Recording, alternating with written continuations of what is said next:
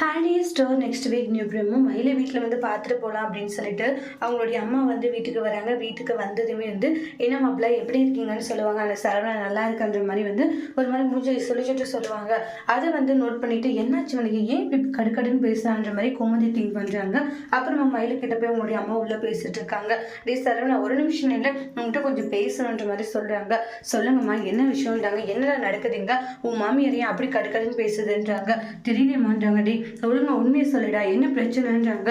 இதெல்லாம் வச்சு பார்த்தா ஏதோ உங்களுக்குள்ள பிரச்சனை மாதிரிலாம் தெரியுது, என்ன ஆச்சு அப்படின்னு சொல்லி கேட்குறாங்க. ஒன்றும் இல்லாமா நான் நல்லா தான் இருக்கேன்றாங்க. நல்லா இருக்கியா? அப்புறம் ஏன்டா அவங்க அப்படி பேசிட்டு இருக்காங்கன்றாங்க. உங்களுக்குள்ளே என்ன பிரச்சனைன்றதை தயவு செஞ்சு சொல்லிடா, உன்னுக்குள்ளேயே வச்சுட்டு இருந்தா அது எப்படி சொல்லு அப்படின்றத சொல்லிட்டு இருக்காங்க. இல்லைம்மா அதை வந்து என்ன வந்து போய் அப்படின்றாங்க. சொல்லுமா அப்படின்னு சொல்லி கேட்டுக்கிட்டு இருக்காங்க. ஆனால் சரவணன் இருந்துட்டு அதெல்லாம் ஒன்றும் இல்லைன்னு சொல்லிட்டு போயிடுவாங்க. ஆனால் கோமதி இல்லை ஏதோ ஒன்று இருக்கு இவன் சொல்லாத மறைச்சிட்டு இருக்கான். அப்படி என்ன நடந்திருக்கணும் உங்களுக்குள்ள? அவங்க மாமியாரும் வந்து இப்படி பேசுது, ஆனால் அவனும் வந்து எதுவுமே ரெஸ்பான்ஸ் பண்ணாத அவன் பாட்டுக்குள்ள இருக்கான். என்ன நடந்திருக்கும் அப்படின்ற மாதிரி கோமதி பயங்கர திங்கிங்ல இருக்காங்க. மயிலோடைய விஷயங்கள் வந்து கோமதிக்கு தெரிய வந்தா கோமதி அடுத்து என்ன செய்ய போறாங்க, மயிலை ஒட்டுமொத்தமா வெறுக்க போறாங்களா இல்லையா அப்படின்ட்டு நெக்ஸ்ட் வீடியோல வெயிட் பண்ணி பார்க்கலாம். இந்த வீடியோ பிடிச்சிருந்தா லைக் பண்ணுங்க, கமெண்ட் பண்ணுங்க, ஷேர் பண்ணுங்க.